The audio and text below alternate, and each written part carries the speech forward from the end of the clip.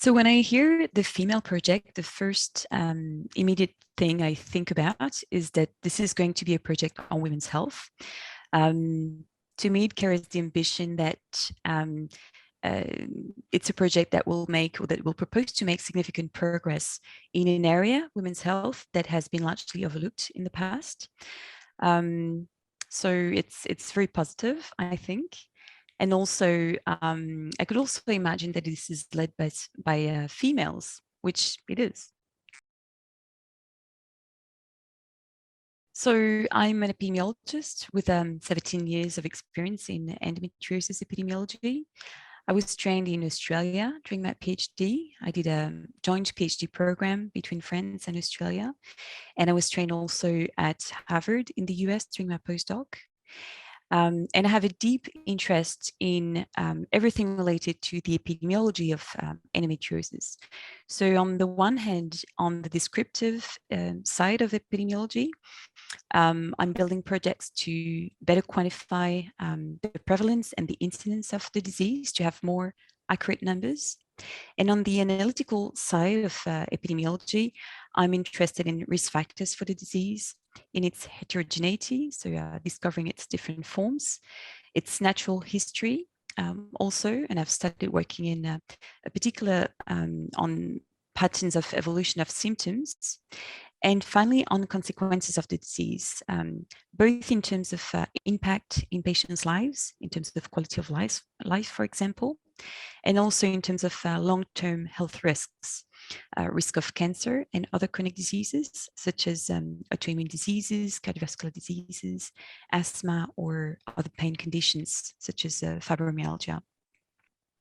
I have built several national collaborations in France and international collaborations in several countries. Of interest also, I'm coordinating a patient-only cohort, Compare Endometriosis, which gathers over 10,000 people with endometriosis or adenomyosis who are willing to give some of their time to help research by replying to questionnaires online.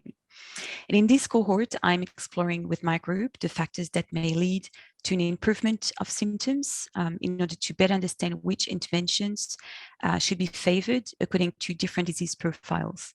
So interventions in terms of diet, physical activity, regular treatments, or alternative therapies.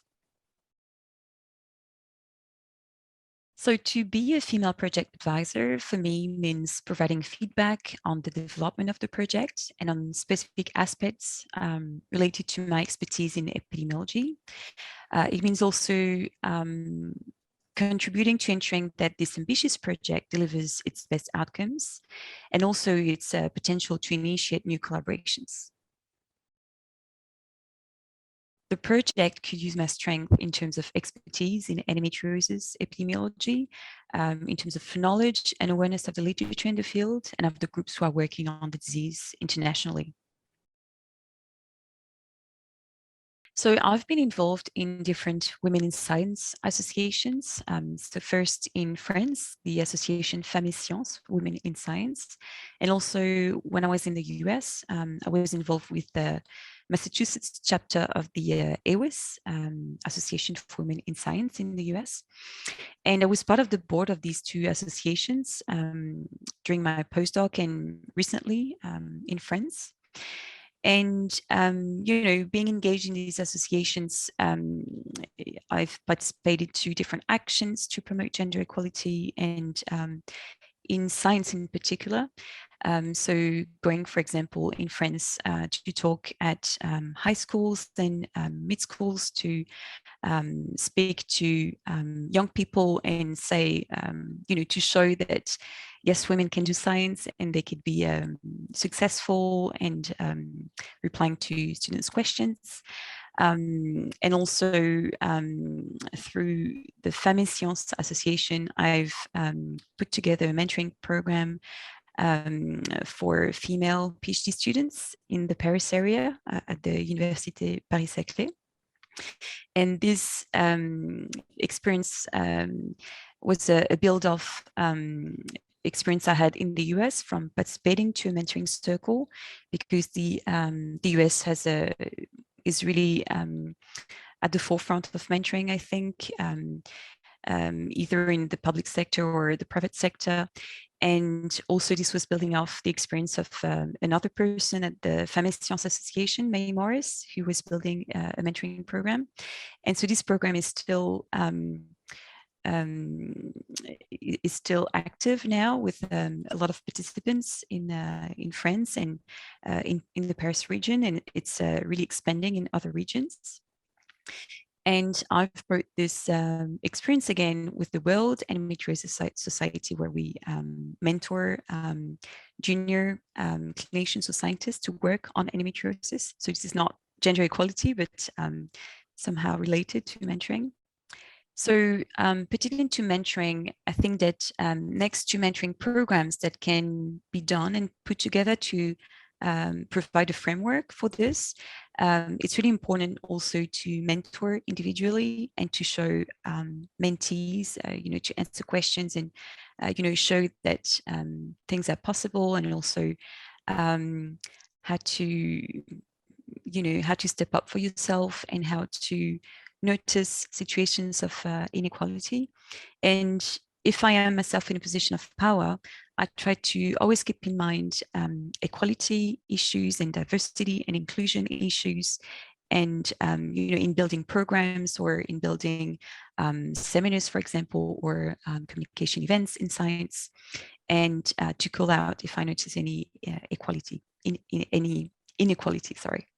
No, but I think it's really important to think about this as well, and not only mentoring, but also as a leader, helping people rise to the top. That's really something I try to do in my leadership as well, is to be conscious about bias, be conscious about inequality, and helping people working under you rise to the top and become leaders themselves. I think this is really important to do that as an individual. So the way I try to contribute to translating research knowledge into practice is by communicating in endometriosis-related conferences to reach out to clinicians and the broader community. So for example, we have a current study on the correlates of diagnostic delay with the COMPARE endometriosis cohort in France. And the aim is to help identify the factors that are associated with a longer delay in order to help target public policies on, those particular populations that need to be, with whom we need to be careful in terms of potential delay. And so that's one, that's one first example. And another example that is very common in the talks I do in conferences is that I present our meta-analysis on endometriosis and cancer. So in this meta-analysis, we show that there is a high risk of ovarian cancer, breast and thyroid cancer associated with endometriosis. And, it's close to a doubling risk in ovarian cancer, for example. But when we translate this into absolute risks, it's very small, the difference between women with and without endometriosis. And that's really important to know, to reassure patients and for clinicians to care properly and to address these questions among patients. And, these very small risks show that it does not justify to perform radical risk reducing procedures such as bilateral salpingo-oophorectomy. And so this, this is important. So translating risks into absolute figures for risk is one way I contribute to this. So the FEMaLe project is extremely successful in raising awareness and making endometriosis research visible, I think, and particularly on social media. I'm really truly amazed by the communication strategy. This is already an enormous success in itself. It's also a significant success to have built such a diverse and complementary consortium of researchers from different backgrounds and even from different sectors in Europe, who each bring really valuable expertise towards the larger goal of making discoveries on the disease. And in terms of research, the results are starting to come out, and these outcomes will be a great success as they will help to better understand the disease. So I've enjoyed reading the first paper, and I'm really looking forward to seeing the other papers and the other research results that will come out of this great project. What I hope to gain through FEMaLe is lots of new data and knowledge on endometriosis in different fields. So in terms of research, the results are starting to come out of this project, and this outcome will be a great success as they will help to better understand the disease. And that's something that we really need right now. So I've really enjoyed reading the first paper, and I'm really looking forward to seeing more research results that will come out of this great project. So to me, the biggest unmet need for endometriosis is that we haven't yet discovered its different forms, and we haven't yet identified the relevant profiles of patients. And we need this knowledge to make significant progress in treating the disease. Currently, patients and clinicians try various therapeutic strategies, and there is often no clue as to why some patients will get better and be able to manage their symptoms well, while some others have persistent pain that is resistant to treatment. So it's a very, very complex disease, and we need the knowledge to understand endometriosis and to be able to treat it effectively. And the biggest gain point in that is to bring relief to millions of affected women worldwide. First, I think that to have more funding for women's health in general, I think we need to put women's health on the political agenda. We need women's health to be really thought about by our governments. And this needs to be really a priority to significantly improve women's health in general in France but also in the world. Really interestingly, Linda Griffith from MIT shows this slide in conferences, which I really like, which shows that mainly female diseases get less funding from the NIH than mainly male diseases. And this is very,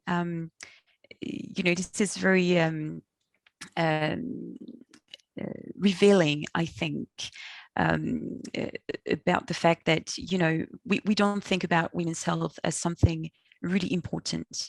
So for this, we would need, I think, more women being in a position of power. That's the first thing. And also to put women's health on a political agenda, as I said.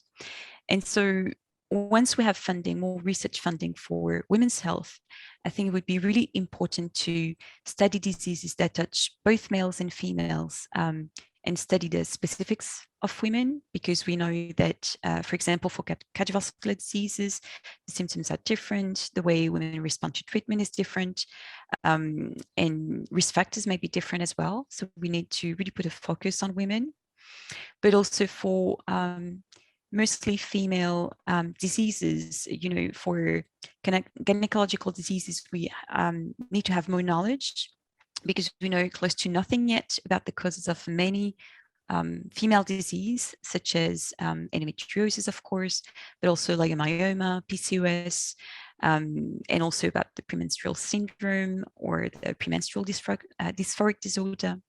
And finally, we know very little, as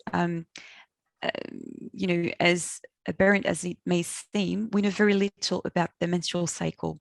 So we need to put research efforts and funding into knowing the menstrual cycle better, and to see what are the different kinds of influences in the environment, for example, on lifestyle, on the menstrual health in general.